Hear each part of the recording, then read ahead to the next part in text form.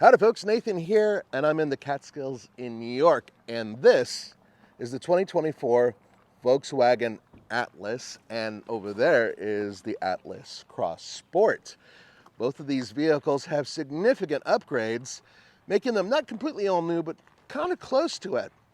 Here's an example, and I'm going to start right here from the powertrain because there's only one now. There used to be two. Now, under the hood is a pretty much all new 2-liter turbo that puts out 269 horsepower and 273 pound-feet of torque.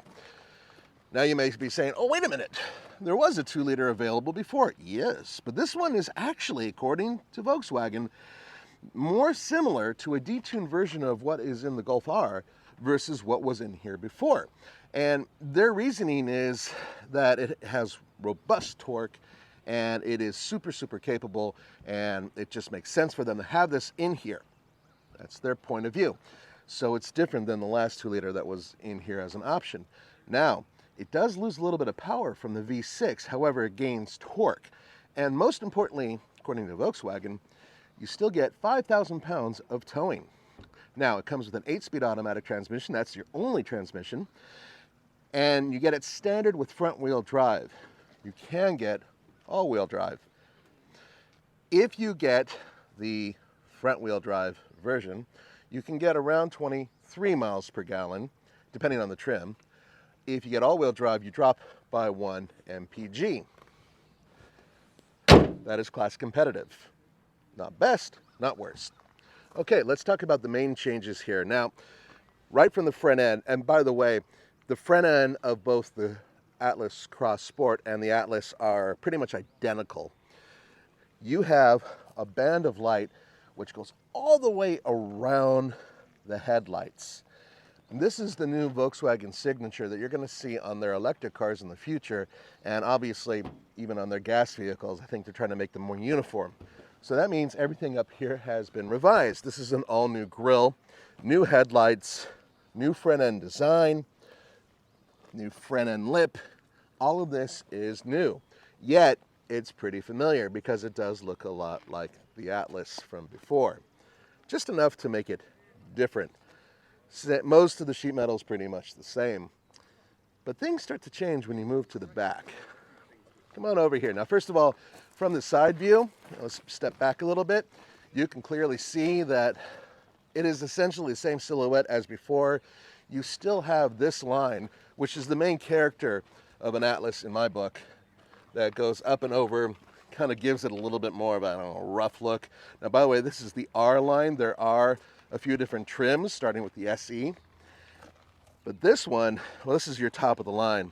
So, among other things, you get these 21-inch wheels, which actually they're pretty nice looking.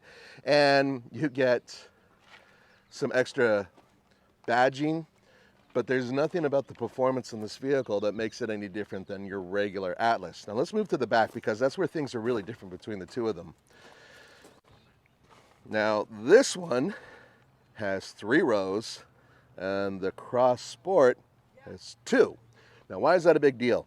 Well, because this section here is completely different.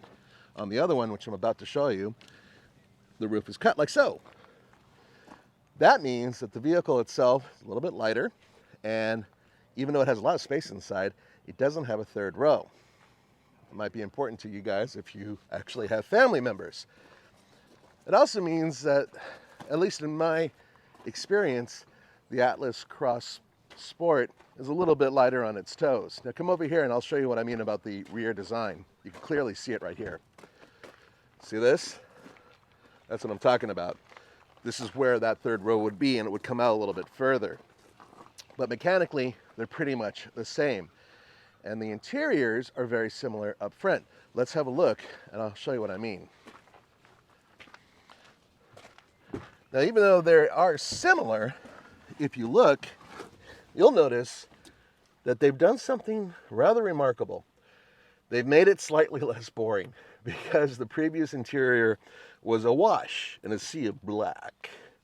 This has been revised significantly with some nice looking components to make it more colorful, far less boring, and a little classier. Now, a couple important points here. All Volkswagen Atlas comes standard with front ventilated seats and heated steering. That's across the board. So if you get the front wheel drive base SE model, you're still getting the heated steering wheel, you're getting the front ventilated seats. In addition, all this has been revised. That is now, my friends, a 12-inch screen. So the infotainment setup has been revised. Something else that's really important, and I think the best thing for you to do is actually move over here and look at this steering wheel, because it's a major deal. These are buttons, bruh. Totally. There's buttons. The reason why this is a big deal is that this used to be these haptic little panels here. And I got to tell you, there are a lot of people, including myself, who, when you were steering and moving this thing around, you would start triggering things left and right, making the infotainment system freak out and other things. And not many people really liked them. Volkswagen actually listened and said, okay, we're going to take a step back and we're going to bring back buttons. This is actually announced. There are articles out there on this. You can go to alltfl.com and you're going to actually find some stuff on that. Now, there's more, because as cool as this is, Volkswagen hasn't quite learned their lesson when it comes to other controls. Because all of this right here, well, this is stuff that is, for instance, I'm looking for, there we go, thank you. Nice screen, right? And it's a touch screen. But in order to control temperature, you do the slidey.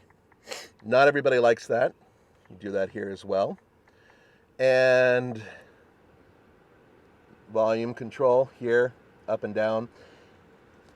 So what you're saying then, Nathan, no physical knobs, no physical I was buttons. just getting there. That's right. No physical knobs whatsoever. And that is something that I think some of you guys are going to have an issue with. And it's not just there. You also have the haptic panel here as well. And that's exactly what this is a panel. And as great as it is to have modes, which you can trigger through in order for this vehicle to have eco, comfort, sport, custom, off-road, and snow, which is nice, I would really rather have a button or maybe a knob or something like that. Speaking of knobs, you got a little flippy thing here for the transmission. Now, I have a theory about this. I have a feeling that a lot of their vehicles in the future are going to be adopting this, including some of their electric vehicles. I think this might be something they're switching over to. It actually is kind of notchy and nice. I would prefer a gear lever, but I'm sure they're going to say, no, we don't want a gear lever. We want something smaller so you can put your coffee here. Okay, fair enough. Now look at this. This is something that old men like me regret, but you guys might like. These are now USB-Cs. The regular USBs are gone. No model has them. So I'm going to need to buy a lot of adapters. I'm kind of bummed about that. The rest of the interior is pretty much the same as it was before in terms of layout. However, let's look at the back seats real quick. Huzzah! One of the benefits of the regular Atlas is not only the fact that you have an extremely roomy back seat, but theoretically you have room for an adult in the third row. And we're going to give that a shot because you guys love seeing the fat guy get into the third row of things. So I'm going to move over there and hop in on that side. Only because that's where the light is the best. And of course, you guys need to see me at my best. Now here's something cool. It does slide forward. That is actually a pretty damn big opening right there. You see that? Yeah. Okay, I'm going to hop in real quick.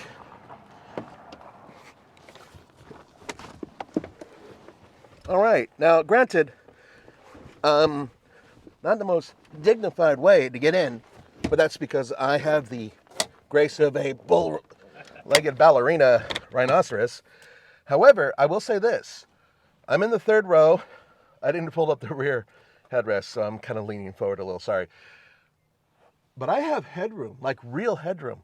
And if someone in front of me isn't over 6 feet tall, with the seat back here, I can fit back here. And I have my own vent. I've got not one, but 2 cup holders right here. And yeah, I mean, I gotta say, it still is one of the best third rows in its class. Very, very roomy. All right, undignified exit. We're going to move over to the back of the Atlas Cross Sport because as much as there is good news, before I close out this video, I'm going to show you a little bit of bad news, at least in my book. Here is what I consider to be a minor negative here, but this is different than the major negative here. These look like exhaust ports, right? Nope, they're not. That is, yeah. And the cameraman had to strain underneath there to find where the exhaust might be. But here's, I think, the bigger offender. Come on over here. While that one could be kind of dismissed because, yeah, it kind of looks like trim, these really do look like exhaust, and they're not. I wish they'd stop doing this. I don't quite get it. Just be real about it, right? Speaking of being real, pricing. Now, I can't do drive-in impressions yet. That's another video that's going to be coming out really soon. But I can tell you that these vehicles start, and Zach, correct me if I'm wrong, but basically a mid-$30,000 range. Am I correct?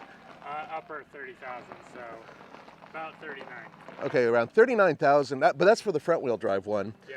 And then they can go up to about 53,000 for the top trim one. Am I correct? All right.